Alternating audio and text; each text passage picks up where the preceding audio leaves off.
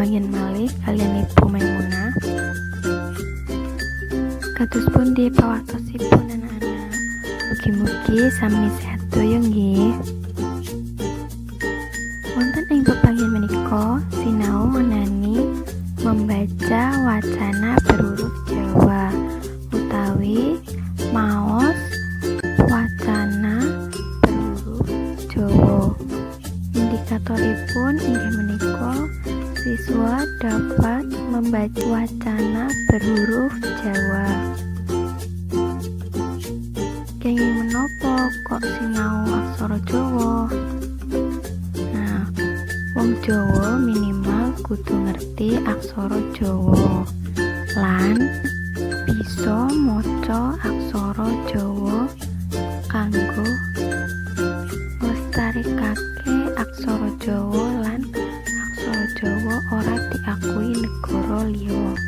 Nah, sadurunge maca wacana aksara Jawa, ayo memahami aksara Jawa, sandangan, aksara swara lan aksara angka Jawa. Aksara Jawa cacahipun wonten kalih dasa utawi 20. Menika aksara Jawanipun: H, Na, Ca, Ra, Ka, Da, Ta, Sa, Wa, La, Pa, Da, Da, Ya, Nya, Ma, Ge, Ba, Ta, Nga. Salajengipun pasangan aksara Jawa. Cacahipun menika kalih dasa. Salajengipun aksara swara. Cacahipun wonten 7, yaiku A, I, U, L, R, E, O. Wonten malih sandangan aksara Jawa kanggo njangkepi aksara Jawa supaya aksara Jawanipun wonten sampinipun. Kadosta I, E, U, E, O, R lan sapiturute. Ingkang pungkasan menika aksara angka Jawa. Nah, sakmenika sampun paham sedaya nggih? Menapa malah dados bingung? Ayo coba saiki latihan maca kalimat berhuruf Jawa.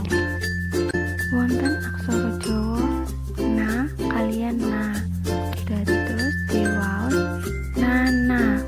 Wonten malih aksara Jawa ka kaliyan ra, dados diwaca kara. Wonten malih aksara Jawa ba kaliyan pa, dados diwaca bapak. Ingkang paling ngandhap menika aksara Jawa na kaliyan na, nanging ingkang pungkasan menika diparingi wulu, dados monene i, nani. Lajeng wonten malih baris pertama aksara Jawa na diparingi wulu kaliyan na diparingi suku, dados diwaca utawi diwaos ninu. Baris kaping kalih wonten na diparingi taling, kaliyan na diparingi taling. Lajeng wonten aksara Jawa ka dipangkon, dados diwaca utawi diwaos nenek. Menawi baris paling pungkasan menika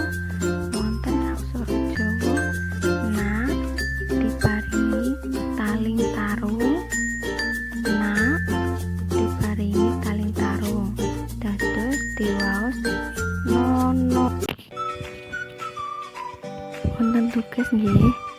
Tugasipun maca utawi maos wacana berhuruf Jawa ingkang sampun Ibu kintun utawi Ibu kirim wonten ing Classroom. Banjur ditulis ing buku, difoto lan dikirim WA.